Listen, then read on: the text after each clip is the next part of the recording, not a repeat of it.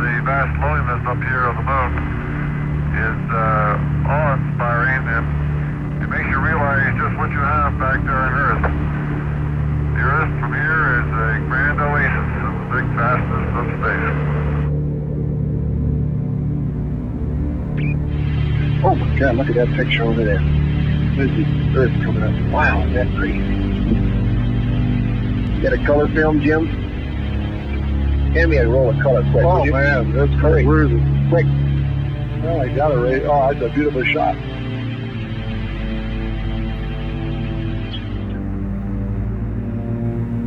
From the crew of Apollo 8, we close with good night, good luck, and God bless all of you on the good Earth.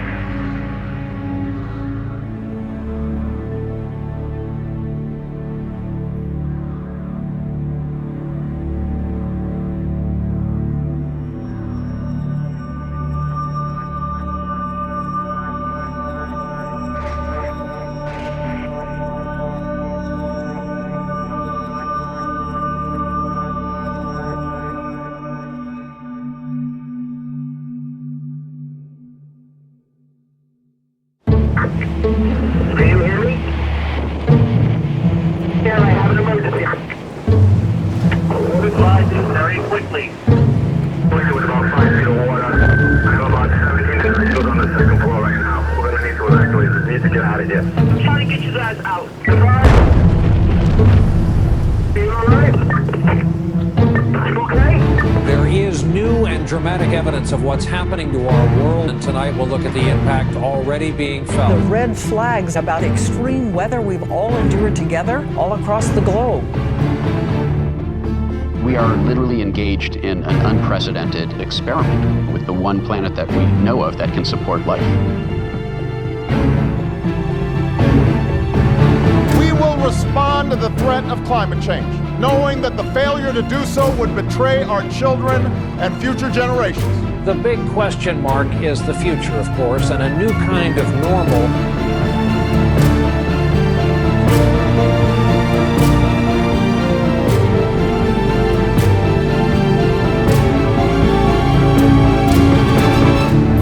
Gearing up for the UN-hosted Climate Change Summit in New York. UN Secretary-General Ban Ki-moon will host the summit. I will convene a climate summit for leaders at the highest level. I urge political leaders of the world to prioritize their political energy on climate change. We have to get serious about bringing real commitments to the table for that summit. If things go business as usual, we will not live, we will die.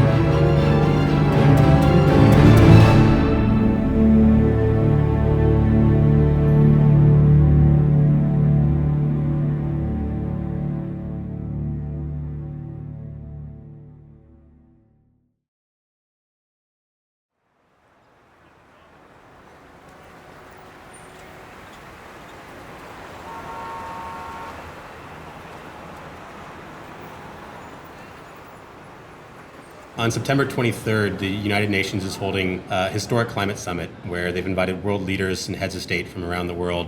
We're trying to organize the largest ever climate rally on the streets of New York in response to this, hopefully turning the tide of what comes out of that summit and reshaping what the entire climate movement looks like going forward. Climate tipping points are scary, but if we stay connected to each other, we can build the largest climate mobilization in history. We all have power to create the movement tipping point on climate change, the one that takes our leaders from this place of inaction and puts them on a journey towards saving the planet.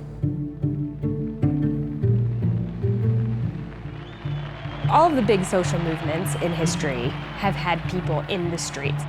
Women's voting rights, civil rights movement, and even more recently on climate issues, our big successes have happened when people left their homes and went out into the streets. This is a bigger fight than, in fact, has ever been won. It's not that we need to save the Earth. We need to save the systems that make the Earth compatible with human existence and the existence of other life forms.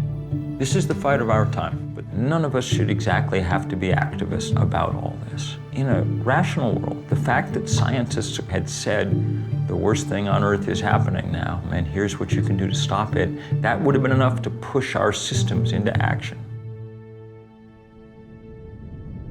Yeah, of all the things that probably get me most upset, it's when people start presenting climate change as if it's something new. The science behind our understanding of man-made climate change is very, very old and very well established. So the task we've taken on is documenting this history to help us understand where we are, how we got here, and how we can change course. Scientists have known for more than 150 years that carbon dioxide was a greenhouse gas. Fourier came up with this notion that there were gases in our atmosphere that allowed sunlight to pass through like a window, but then when sunlight bounced off the Earth's surface, they trapped the heat in, right? So you had now this establishment of what we now call the greenhouse effect. In the 1850s, John Tyndall made laboratory measurements of the absorption of heat radiation by carbon dioxide. And he concluded that if you change the CO2 in the atmosphere, it's going to affect the planetary energy balance.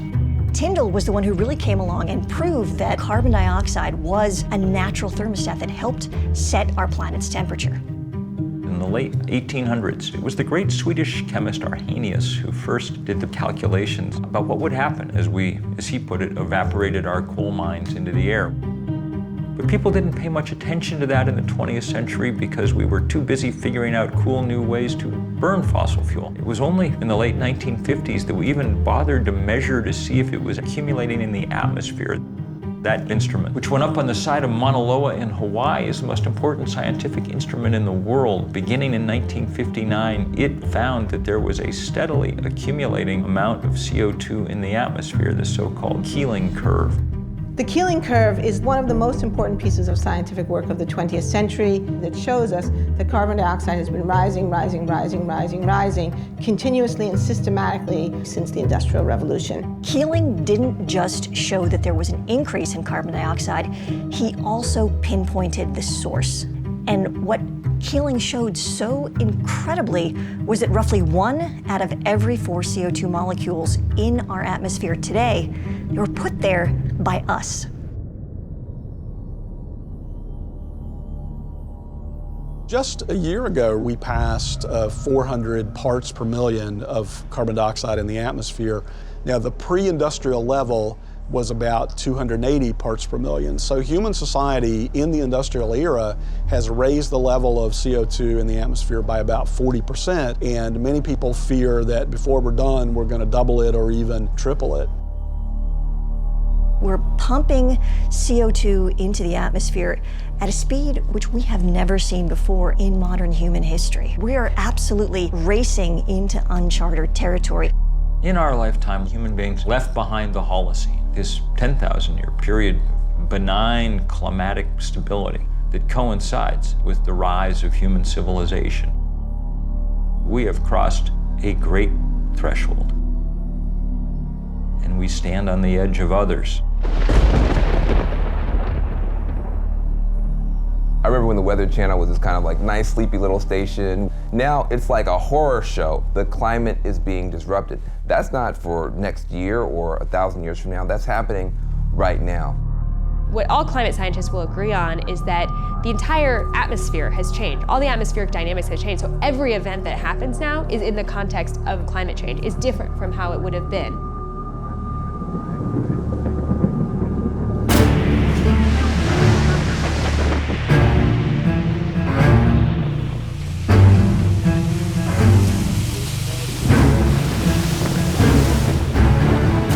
Typhoon slammed the Philippines with winds of 195 miles per hour. That's higher than the winds from Hurricane Sandy and Katrina combined. The world is mobilizing to help the Philippines, but just a trickle of food and water and medicine has reached the victims of Typhoon Haiyan. More than 1 million people were forced to flee their homes, many now trying to salvage what's left. Hundreds of thousands are thronging relief centers, desperate for life's necessities. Many residents covered their faces to mask the smell of the dead while they searched for relatives in some of the hardest hit areas. This is one of the top storms ever seen on this planet.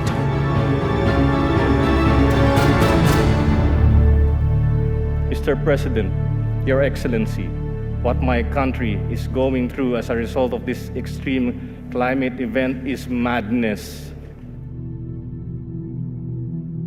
Super Typhoon Haiyan made landfall in my own family's hometown. And the devastation is staggering. I struggle to find words to describe how I feel about the losses. To anyone outside who continues to deny and ignore the reality that is climate change, I dare them to get off their ivory towers and away from the comfort of their armchairs. I dare them to go to the islands of the Pacific. We refuse as a nation to accept a future where super typhoons like Haiyan become a way of life. We refuse to accept that running away from storms, evacuating our families, counting our dead become a way of life. We simply refuse to. We can fix this. We can stop this madness.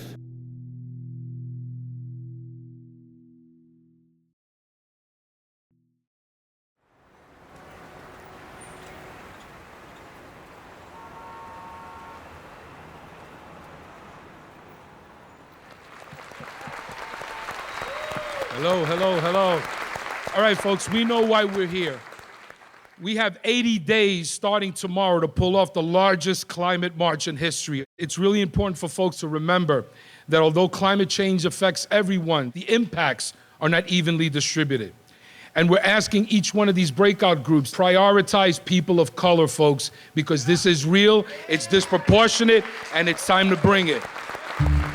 They need to act on a binding global agreement to reduce greenhouse gases. We can do that and create jobs at the same time. Part of what we're doing is moving people from fossil fuels to the solutions and also presenting them with economic opportunities around the solution. The idea of who's going to be leading this march are the people in this room. This environmental issue is the singular issue of our time, of our day, that will determine how we live, where we live, and if we live. The most important tool that we have is our people power. There are already 325 groups, and that list is going to grow every single day. Whatever you're thinking about doing to help build this mobilization, rethink it and make it bigger, make it bolder. Our job is to make sure everybody hears about it, and then they'll get there. They'll get there. That's our job.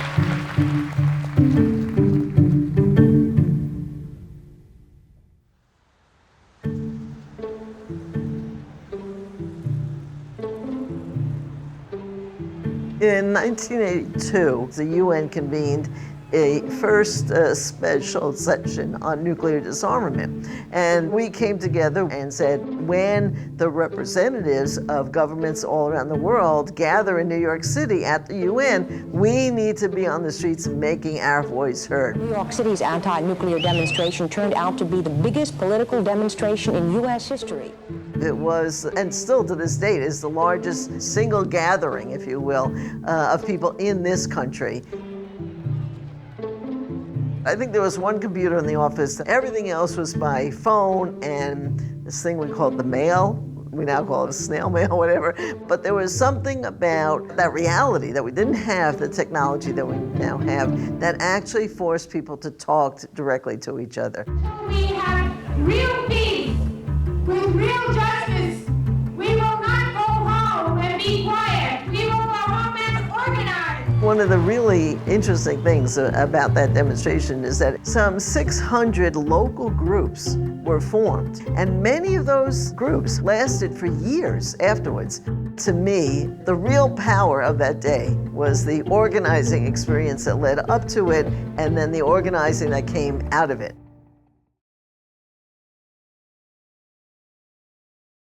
Some experts are saying now that the whole world is heating up because of a global greenhouse effect.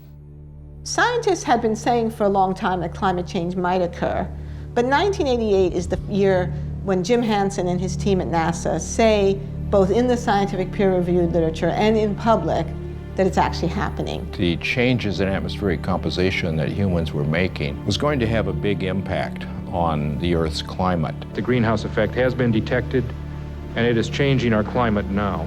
Hanson's testimony was reported on the front page of the New York Times, and there was actually a bill introduced into Congress, the National Energy Policy Act, to immediately begin to phase out the use of fossil fuels in order to prevent disruptive climate change. And of course, that was supported by the creation of the IPCC, the Intergovernmental Panel on Climate Change, that year. So there was political momentum, there was scientific momentum, there was strong scientific evidence, there was media attention, and then the whole thing kind of fell apart. The Earth Summit, a 12-day, 178-nation conference on the environment, began today in Rio de Janeiro. Battle lines are already drawn between the haves and the have-nots. So far, all the agreements are non-binding, requiring no specific action on the environment. As time has gone on, the scientific warnings keep intensifying, and yet there has been no effective political response. All political efforts to get a handle on this issue have essentially failed. I am the one that is burdened with finding the balance between sound environmental practice on the one hand and jobs for American families on the other.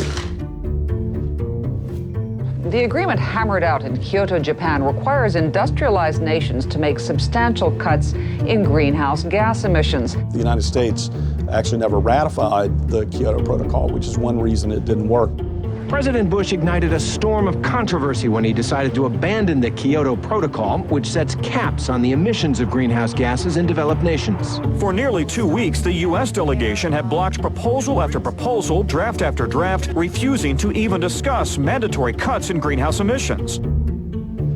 Now we switch to the big climate conference going on in Copenhagen. Today, developing countries made themselves heard. People are dying. Led by Africa, 135 nations, including India and China, staged a 5-hour boycott, angry over what they say are insufficient carbon cuts proposed by the world's rich countries. If Hollywood had been writing the story, you know, it all would have come right in the end, and all the nations would have pledged their best effort. And nothing like that happened. The thing was a fiasco, a failure. The frustrations of the last 10 days explode on the streets of Copenhagen. Outside the Bella Center, where negotiators still haven't reached a climate agreement, 2,500 protesters try to storm the hall to make an impact. Nothing happened because the fossil fuel industry was still strong enough to scare nations into avoiding the issue. What happened in Copenhagen for a lot of people was this realization no leader was coming to save us. We have to be strong enough to scare our national leaders into doing the right thing in New York City in September. If we can demonstrate that, then better things will happen in Paris than happened in Copenhagen. These things are not separate moments in time. This is all part of one string, and what we're fighting towards in Paris is highly dependent on what happens in September. This is going to have to be the fight of our lives.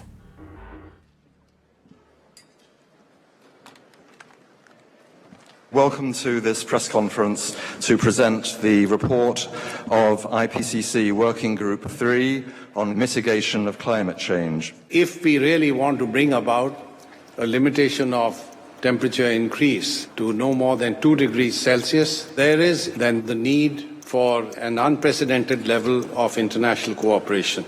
The way we've approached climate change is the scientific community builds the case, it synthesizes the evidence, it presents that evidence then to the policymakers. We've proven beyond a doubt that climate change is real, that the Earth's temperature is warming, that warming is predominantly caused by the burning of fossil fuels and other human activities, and that additional warming poses a significant threat. What the policymaking community did was they came up with a definition of what they called dangerous human interference. In 2009, the nations of the world agreed on a target of 2 degrees centigrade or 3.6 degrees Fahrenheit of maximum warming above the pre-industrial level.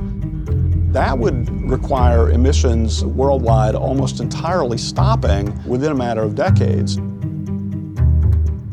A lot of people talk about 2 degrees being the safe level. Well, there is no safe level. 2 degrees is a round number that would be safer, but will still have substantial climate impacts.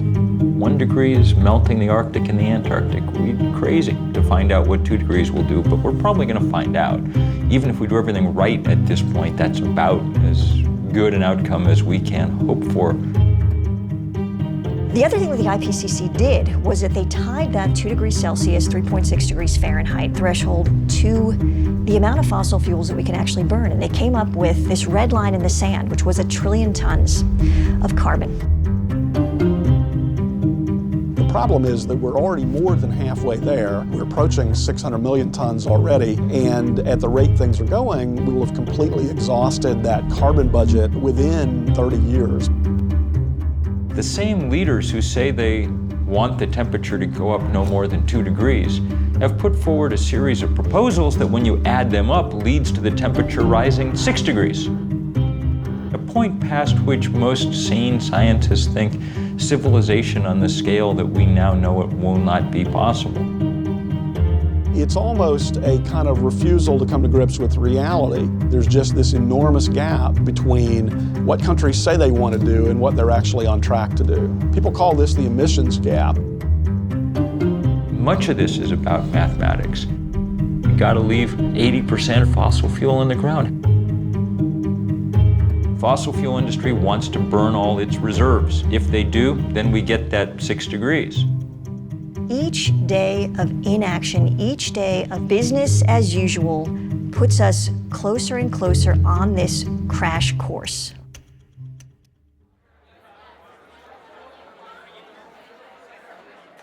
We're 2 months out from this demo. And obviously, we all know in this room, a tremendous amount of work is happening every day, getting the word out, organizing people, mobilizing people. At this point, every day counts. And every day when we miss an opportunity, it's gone. Because it's not just a one-day march, it's our long-term ability to build a strong climate movement that we need to invest in. So being inclusive to us is really about multiple things, but recognizing that we live in a society where there's privilege, there are inequities. In order to address the climate crisis, we have to first address those inequities. That will allow us to then bring a movement strong enough to address the global ecological crisis. If you think for a second about this, there was this just layer of stuff under the ground, got put there at a specific time in a specific way, and it just captured millennia of solar energy. And we just happened upon it. It's like if you were just walking around and then like, oh, you put something in the ground, there's just millions of dollar bills down there. You're just like pulling them out. Everything about what we do and who we are and how we live is dependent upon the fact that we just found this stuff sitting there. And that stuff said, oh, you don't have to have everyone working in the fields all the time. You can have cities, you can have cars, you can have iPhones. And the way I view it is, as incredible as that stuff is, we've been paying this price on it the whole time, right? And there's this clock running. The classic market failure is negative environmental externalities. That's just jargon for you're not paying the full costs of the fossil fuels that you burn. The racket that the fossil fuel industry has run is to take costs of its product and export them to the public. Think about, the litany of impacts from sea level rise, ocean acidification, the collapse of ecosystems that we rely on for food, water availability. These things are really expensive. When you have huge wildfires, it costs a lot of money. All of those costs are being dumped onto us as a society and not being paid by people who are polluting. These big, massive polluters get to dump megatons of carbon in the atmosphere for free. You can't pollute for free. If you litter, you get a fine. That makes coal and oil and other fossil fuels more competitive against solar and wind and other sources than they deserve to be. Behind the environmental problems that carbon pollution causes and behind the economic problems is a political problem that a very small group of very powerful special interests have exerted very rough control over the political establishment. We're up against the fossil fuel lobby that has complete access to the political class and the ability to bribe through legal means and blackmail through the use of attack ads and so on. Even people who oppose them have trouble opposing them too strongly because they're in some ways economically dependent on them. Right now, we have a monopoly control by big carbon polluters. They grant themselves subsidy after subsidy. Think about this. How much money does the Pentagon spend helping big private oil companies get their for-profit products from the Middle East here? About half the Pentagon's budget is just helping Chevron and Shell and Exxon get their for-profit product here. What if they had to pay for that service? How much would gas cost then? Plus, they also get all kind of tax breaks and other kind of loopholes. They're in a system based on a grow or die ethic. But rather than respond to the climate crisis by scaling back, they're doubling down through fracking, through tar sands oil, through coal exports, mountaintop removal. They have become more brazen. It's a rogue industry. It's an industry whose business plan is followed to the letter will wreck the planet. Once you know that, then you know that these are now illegitimate business plans. We have to figure out how to disassociate ourselves with them. And that is beginning to happen all over the world.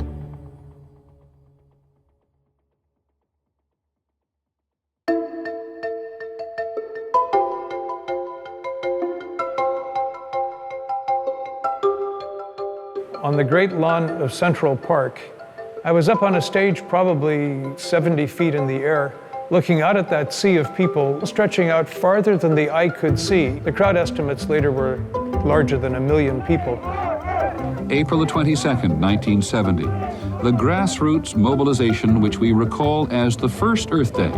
20 million Americans called away from their jobs and their classes into the streets of their communities. When Nixon was looking at television at these huge crowds in city after city after city across the country, he apparently muttered to Ehrlichman, man, a lot of those people have got to be Republican. And Republicans needed him to do something for them on this issue, he felt, and it was Nixon, arguably one of the most anti-environmental presidents in American history, who felt compelled to sign the Clean Air Act.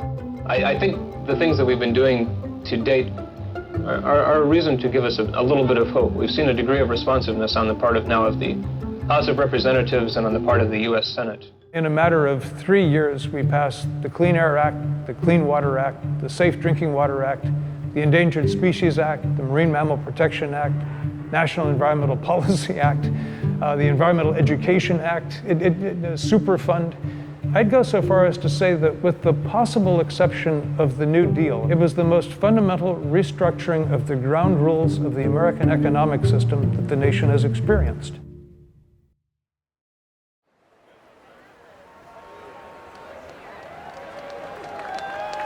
All right, folks, we are 50 days away from the largest climate march in history. Are y'all ready? Yeah! This is not just about the environment. It's about the community. It's about public health. It's about jobs. It's about justice. It was labor that got this city up and moving. Yes! Yes! And it'll be labor that continues to move this city.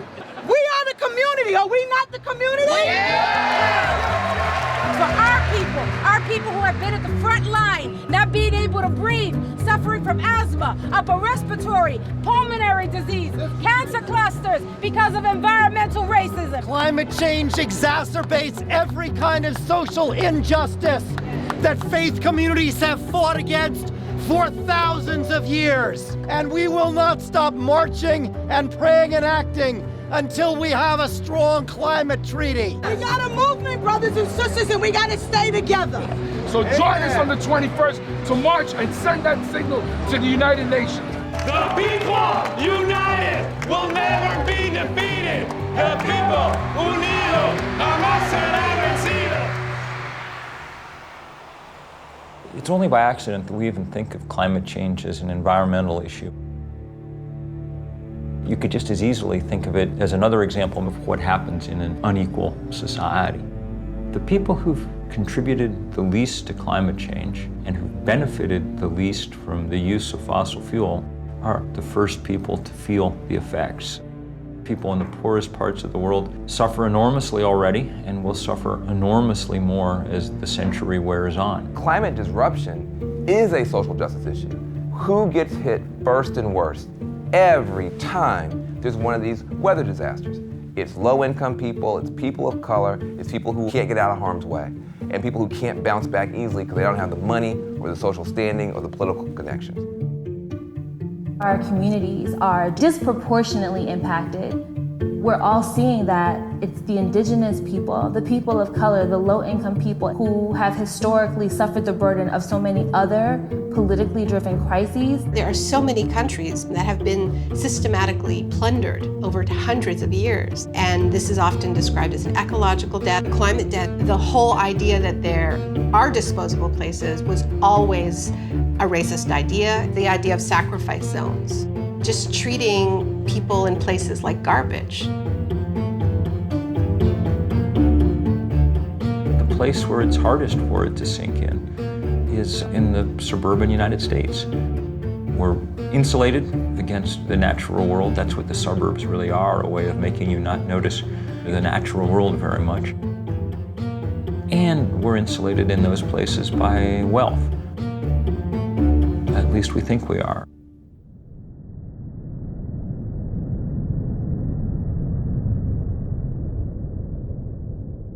Scientists are screaming from the rooftops about us avoiding going over a 2-degree rise in the temperature of the planet. Why are they so worried about that?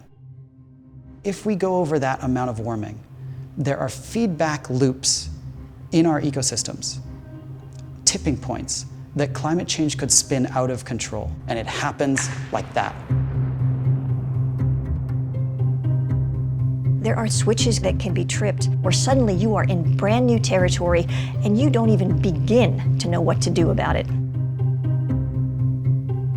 This is not a linear kind of problem that we're dealing with. This is very much an exponential kind of problem. Right now, we're on the edge of 3 major tipping points. The first one is the Arctic ice cap.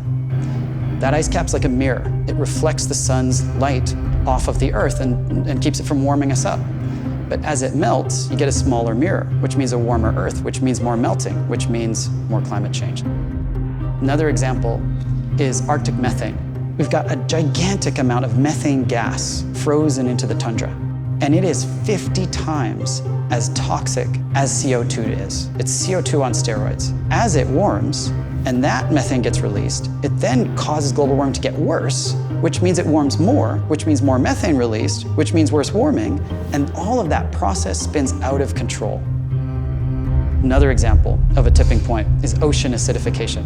As you get more CO2 in the atmosphere, a lot of it actually is going into our oceans. And a lot of stuff, like plankton, can't live in that kind of acidified water. And plankton is the basis of the food chain. If the plankton die, we lose the whole ocean ecosystem. These kinds of feedback loops and tipping points are what keep me up at night, that we will hit one before we're able to turn things around. Even if we went cold turkey today because of the time lags in our climate system, we've already signed up for things that we can't see yet.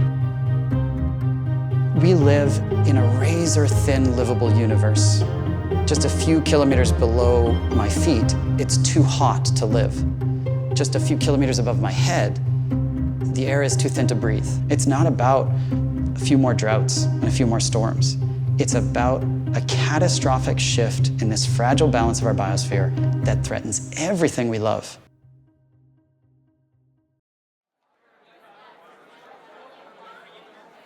What we all need to be focused on is turnout, turnout, turnout.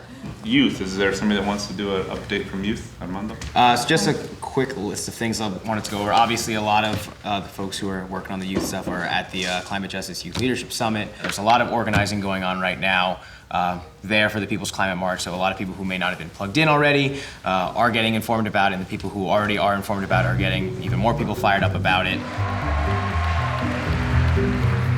There's a lot of things that we pay attention to, that we focus on, that are fun, but they are short-lived and they are not for the betterment of us. We have to reprioritize what's important to us.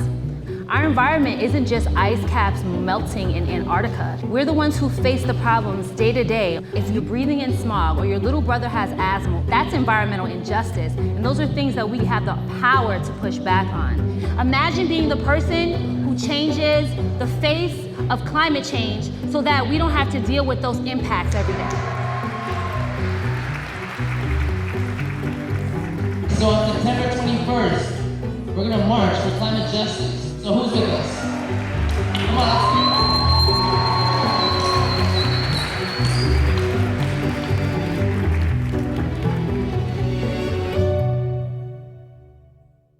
Okay, all right. Yes, we pull the fossil fuels out of the ground, we put them in the incinerator, they put the carbon in the sky, it warms the earth, lots of bad stuff's gonna happen, heat waves, extreme weather, floods. Okay, sure. But I mean, really, is that the thing I care about most? You know, there's all these other issues in my life that are more pressing. For someone who is engaged in a struggle for a higher minimum wage or worries about healthcare, it's understandable that these molecules floating around the air seem invisible and abstract. Humans have this thing that we call a finite pool of worry. You've got your mortgage you've got to pay, you've got your kids you've got to take care of, and they tend to be more immediate. We respond to things that feel incredibly urgent, like a gun to the head, a stampede of wild elephants, right? Climate change is a completely different kind of risk. It plays out over these very long time scales. It's really hard to perceive it as a very urgent threat. The other thing that happens is that there's something called a single action bias. We have this tendency to see a threat and then we try to fix it with one thing. It's like the silver bullet solution. When we look at climate change, we become overwhelmed by it because there's so many different ways that we're gonna need to fix it. 25 years we've been talking about climate change. The level of scientific reports becomes higher and higher and higher. Why has that still not compelled the majority of people to action? Cognitive psychologists have been mapping the processing systems within our brains, and they found that there are two parallel and deeply interlocked processing systems. The rational side, the analytic side, which deals with information, facts, data. And we have another side, which is a much more intuitive and emotionally driven side. It is that emotional system that moves us into action. The challenge for climate change is how do we get something that is so based in the science to cross over into the side which makes us feel something. People are reluctant to stand up and to take action if they don't see that the other people around them are taking action. And that is why it is absolutely critical that there are people who are seen to be doing something. They are creating the breakage. Climate change is strangely, maybe uniquely problematic because not only are we all bystanders, we're also perpetrators, actively contributing to the thing. If we recognize the problem, we become morally compelled to take action on it. There is a fundamental tipping point at which that has to happen.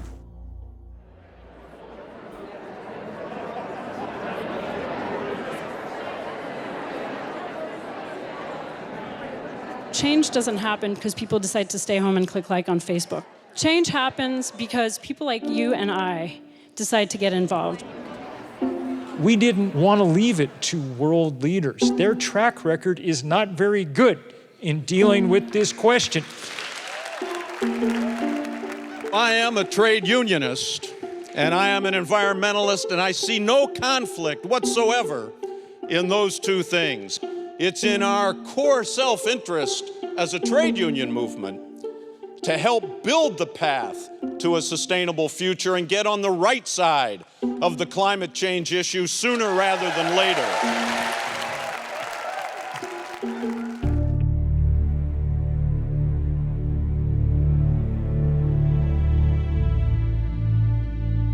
Normally it takes a long time to switch energy sources, 50, 60 years to go from wood to coal, coal to oil and gas. We lack 50, 60 years. The reason we want to get off of fossil fuels now is because we have to protect our way of life.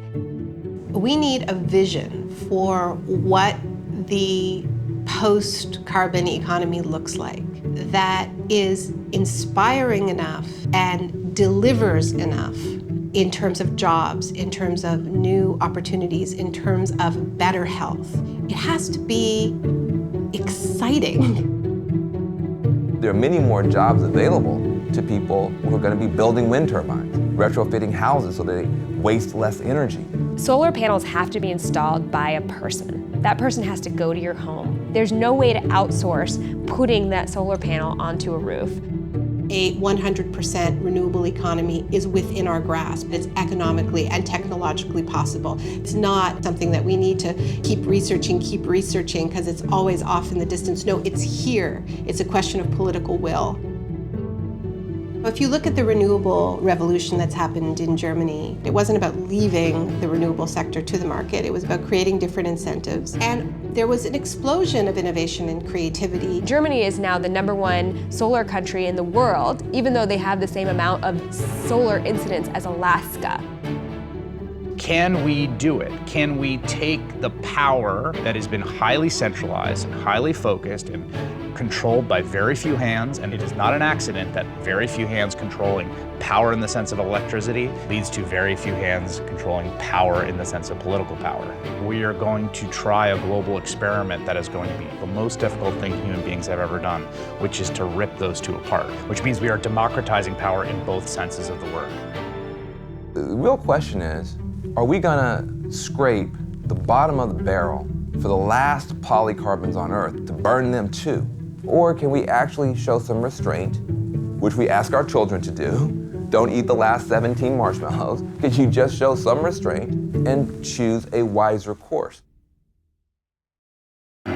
A Canadian company called TransCanada wants to build the Keystone XL pipeline. The $13 billion system would carry crude oil from the so-called tar sands region in Alberta to Houston, Texas for refining. The Keystone XL pipeline has become a huge focus of controversy. The tar sands oil is particularly dirty, it's particularly carbon intensive. An estimated 2,000 environmental activists from across the continent plan to gather in Washington, D.C. to launch a 2-week protest. It has become a symbol to both sides in this debate, where the people who want further development of fossil fuels see getting Keystone through as core to their strategy, and on the other side, the climate activists see it as a symbolic fight that they have to win. I am here as a Nebraska citizen and landowner. I am on the advisory board of the Center for Health and the Global Environment at Harvard Medical School. I'm an evangelical Christian. I'm a proud member of the Transport Workers Union of America.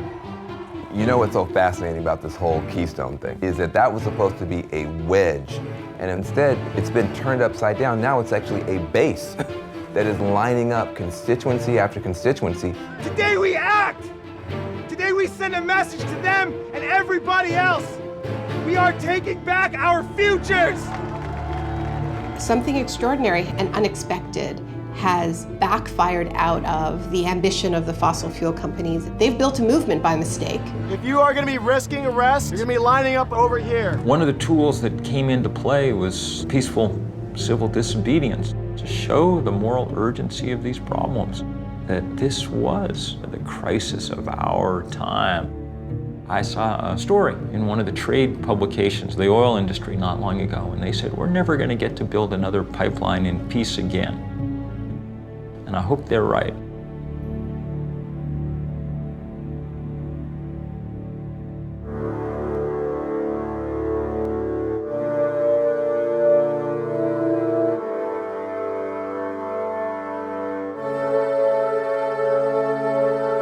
As scientists, we study this out of this fascination and kind of awe of this whole system that we call home. We are on this planet that is so perfectly built to sustain life. We got so lucky. And then you begin to think, what do you do with this knowledge, this unbearable, incredibly depressing knowledge? That the decision to burn fossil fuels was a decision that had tremendous downside risks that we didn't realize immediately. When I read a climate science article that talks about mid-century projections, what I read is what's going to happen when my kid is 40. That's what I see on the page. And for me, it is absolutely my responsibility then to do whatever it takes to protect my child. Alice Walker says that resistance is the secret of joy, And I don't know if it's the secret of joy, but I know it is definitely the secret of staving off depression. The reality we're facing is very grave. So how do you not get depressed about it? Well, one way you don't get depressed is by work. Things change for lots of different reasons. There's all kinds of dynamics, but one central element is people being in the streets. All of us must stand up together and say, no more. We live in a culture that doesn't tell us our own history, doesn't tell us the history of social movement wins. And the times in our past when masses of people have taken the wheel of history and turned it. It was only 1% of Americans that ever took part in a civil rights demonstration, but they were able to change our society enough to stand up to those powers that be. I think this march will go down as one of the greatest, if not the greatest, demonstrations for freedom and human dignity ever held in the United States. Martin Luther King always said that the victories that had been won so far were the ones that were cheapest to the status quo. Giving legal rights and giving voting rights doesn't cost the system nearly as much as providing good jobs and good infrastructure and good schools. We as a people will get to the promised land. Big victories have been won before, but nothing on the scale of the economic challenge that really responding to the climate crisis represents. We have a responsibility to rise to our historical moment. We are going around the world to say the time has come. If we're going to have a movement worthy of the name, solidarity among all these different causes needs to be the foremost principle. It's this broad and powerful spectrum of allies that has the political weight to move the dial on this.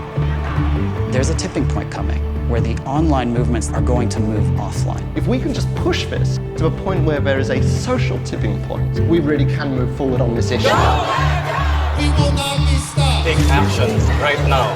This is the issue I will vote on. This is the issue I will give money on. This is the issue that I will scream at the top of my lungs into a bullhorn over. That is what moves politics. The People's Climate March is our chance to show the immense power of people in solidarity. Heads of state are gathering. They need us to say, we demand action. This is the right thing at the right time in the right place. The whole world will be watching. Nothing moves public opinion more than seeing large numbers of people gathering. A march is not an end in itself. It is a tool. In my heart of hearts, I know that this People's Climate March in September will serve to deepen this movement. I will be there in New York, September 21st. There is no replacement, even in the digital age, for human bodies next to each other, standing as one, hearts beating as one, voices raised as one, making a political demand. If you don't fight for what you want, you deserve what you get. September 21st, in some ways, is the beginning. There are teams around the world organizing marches in Rio, in Delhi, in Berlin, in Paris, in London. And people around the world will get together in the largest climate change mobilization in history. Are you ready to march? Are you ready to march?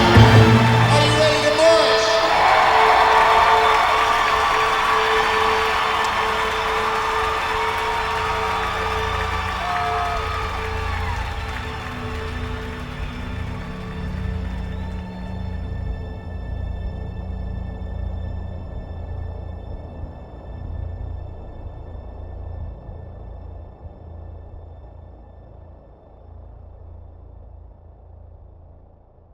You can't undo the day after something like that happens.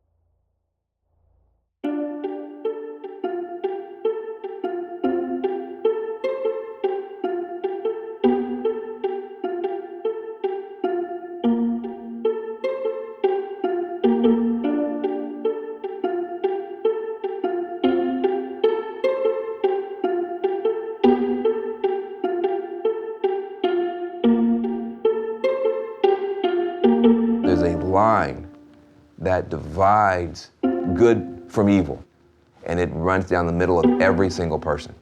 When we prevail, it won't just be because we beat the worst instincts of other people. It'll be because we overcame the worst instincts and the worst fears even within ourselves.